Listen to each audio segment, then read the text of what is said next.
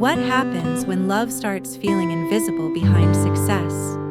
Hello everyone, hope you're having a great day. Today we're going to explore a quiet but powerful turning point between Linda and Quang, where ambition, fear, and unspoken choices begin to test their relationship. If you enjoy stories like this, don't forget to subscribe so you won't miss our next videos. Morning arrives quietly at the construction site, long before the heat settles in. The sky is still pale, washed in soft gray blue, and the air carries a faint chill that won't last. Machines stand silent for now, lined up like resting giants, their metal frames catching the first hints of light. Linda steps through the site gate, her shoes crunching lightly against gravel. She pauses for a moment, taking it all in. The scale of the place, the unfinished structures, the sense of something constantly in motion even when it looks still. She isn't late. In fact, she's early. Earlier than she's ever been. She doesn't know why she came this soon. Maybe she just didn't want to stay alone with her thoughts. From a distance, she spots Quang. He's already there, standing near a temporary table covered with blueprints. His jacket is off, sleeves rolled up, phone tucked between his shoulder and ear as he flips through documents with practiced ease. His voice is low, controlled, carrying authority without needing to be loud. Linda watches him for a second longer than she should. This is the version of Quang she doesn't always see. The one fully absorbed in responsibility, in decisions that affect hundreds of people. Not the man who laughs quietly over dinner. Not the one who listens when she talks about small, ordinary things. This Quang belongs to the site. As if sensing her presence, he looks up. Their eyes meet. The change is subtle, but Linda catches it immediately. His shoulders ease just a little. The tension in his brow softens. He ends the call with a short sentence and sets the phone down. "You're early," he says, walking toward her. "So are you," Linda replies, offering a small smile. He glances at his watch. Old habit. They stand there for a moment, neither of them rushing to fill the silence. Around them, workers begin to arrive, voices rising, footsteps multiplying. The site slowly wakes up. Quang gestures toward the table. "Do you want to sit in on a short briefing? Nothing complicated." Linda hesitates, just for a second. "Are you sure?" He nods. "I want you to." The meeting is brief but dense. Technical terms fly back and forth. Timelines, materials, constraints. Linda listens carefully, even when she doesn't fully understand. She doesn't interrupt.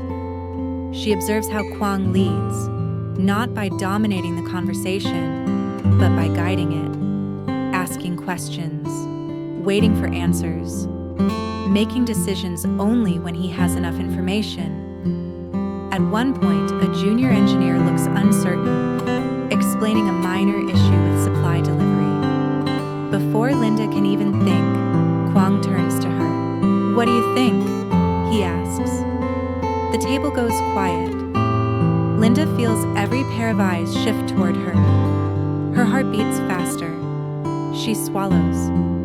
"I'm not an expert," she begins honestly. "But if the delay is predictable, maybe it's not just about fixing today. Maybe it's about preventing the same problem next week." She stops, worried she said too much. Quang nods slowly. "Exactly." The meeting continues, but something inside Linda settles. She exhales without realizing she was holding her breath. Later, during lunch, they sit on low stools near the edge of the site. Their meal is simple. Boxed rice, plastic spoons, bottled water. Nothing fancy. The noise around them fades into the background. "I didn't think I'd ever eat lunch like this," Linda says lightly. Quang raises an eyebrow. Is that a complaint? She shakes her head. No, just unexpected. He looks out at the structure rising in front of them. Most people only see the finished building. They don't see this part. The messy part, she says. The real part, he corrects gently. Linda studies his profile. Does it ever get too much? He doesn't answer right away. Then his phone rings. He answers, his expression shifting almost instantly. His voice tightens. He stands, pacing a few steps away, speaking in short, clipped sentences. Linda doesn't hear the words, but she hears the weight behind them. When he comes back, the food between them has gone cold. Everything okay? She asks. He nods. Just work.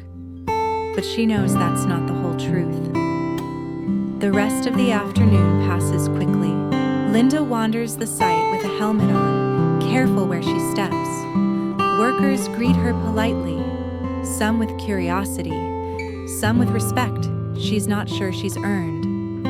As the sun lowers, the site begins to quiet again. Machines shut down. People leave in small groups. The sky deepens into shades of orange and blue. Linda finds Quang standing alone, staring at the structure as if measuring it against something invisible. You look tired, she says softly. He smiles, but it doesn't reach his eyes.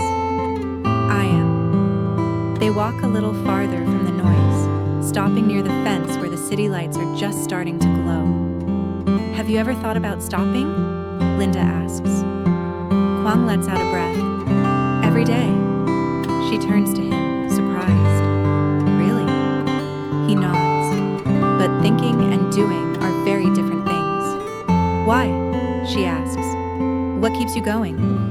He looks at her then, really looks at her. Responsibility, he says. And fear. Fear of what? Of letting people down, he answers. Of losing everything I built, of not being enough if I stop. Linda absorbs his words slowly.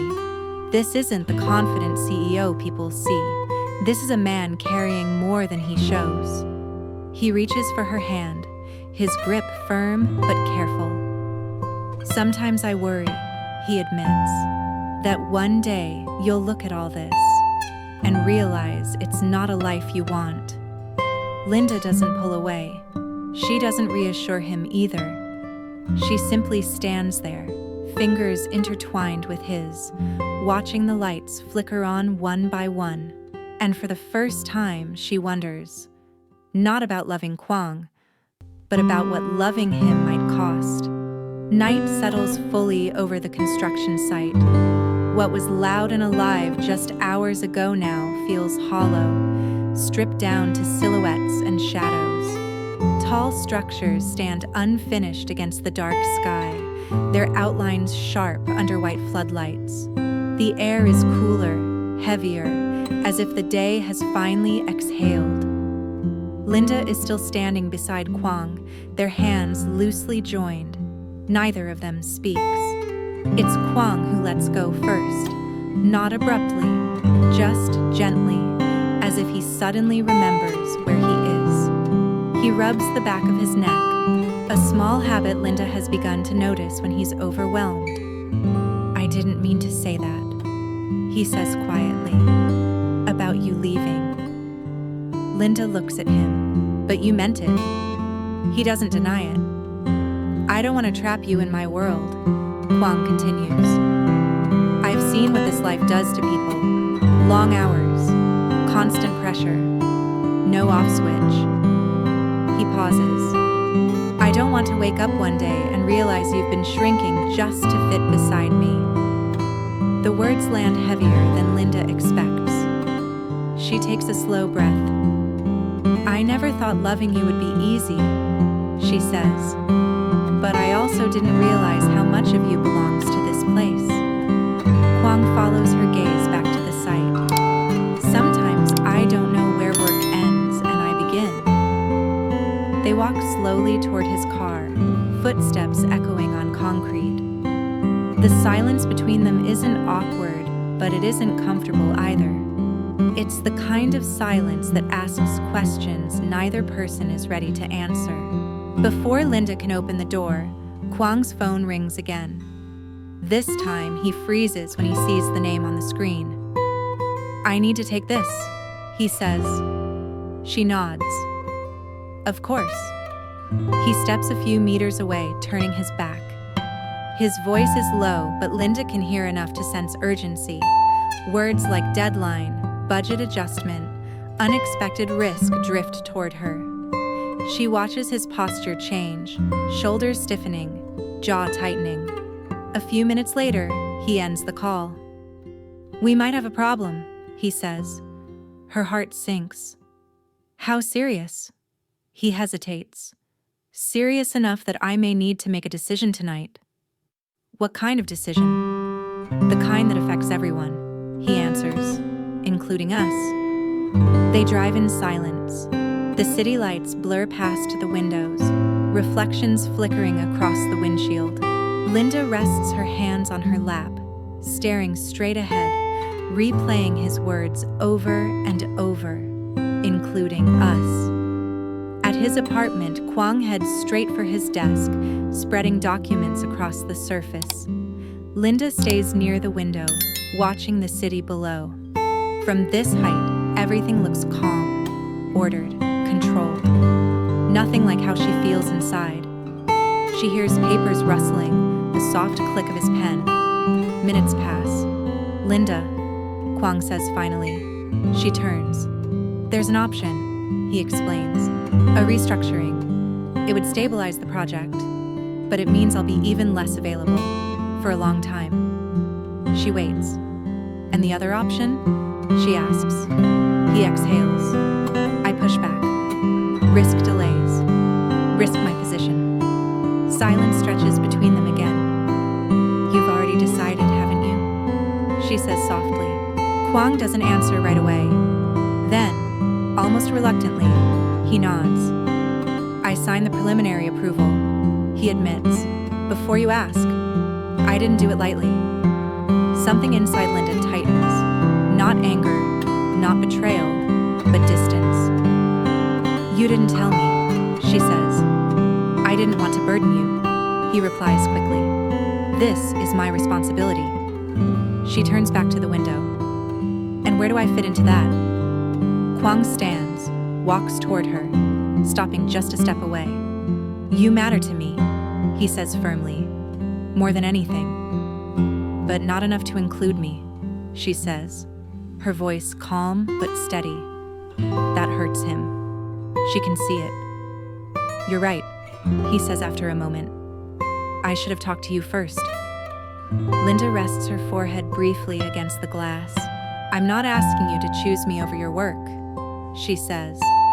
"I just don't want to feel invisible in your choices." Outside, the city hums.